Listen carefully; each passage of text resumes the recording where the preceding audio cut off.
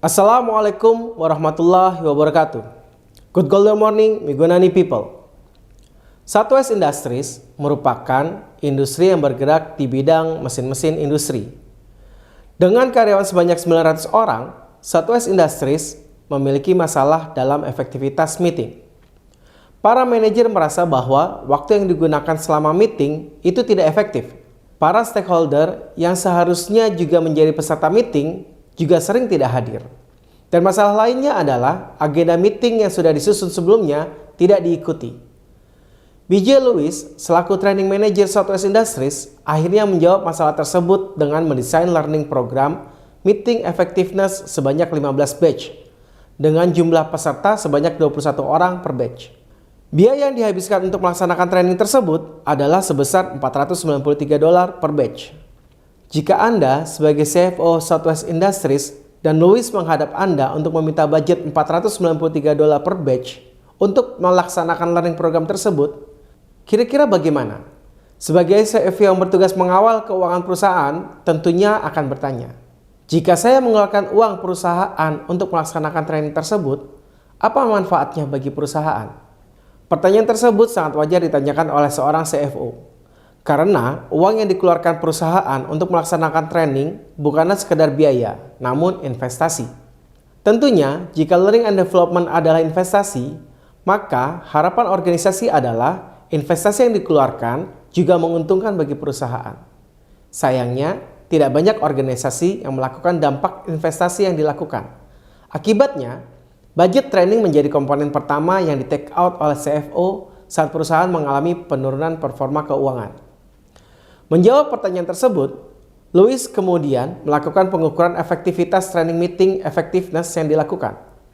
Lewis ingin menunjukkan bahwa investasi yang dikeluarkan oleh perusahaan adalah investasi yang baik. Hasil pengukuran yang dilakukan menunjukkan bahwa durasi atau lama meeting yang dilaksanakan turun 20 menit per meeting untuk meeting yang dihadiri oleh manajer.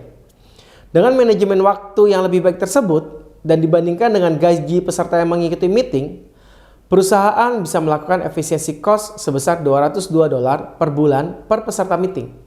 Lewis juga mencatat, adanya laporan dari peserta bahwa mereka bisa menghemat 29 jam per bulan karena memulai meeting tepat waktu.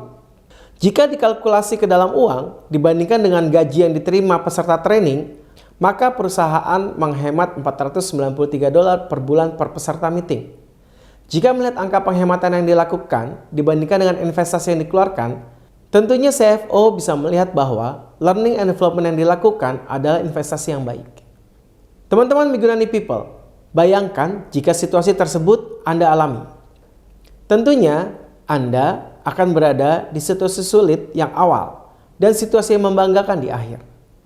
Atau pernahkah teman-teman pada saat audit ditanya oleh auditor, seberapa efektif learning program yang Anda lakukan?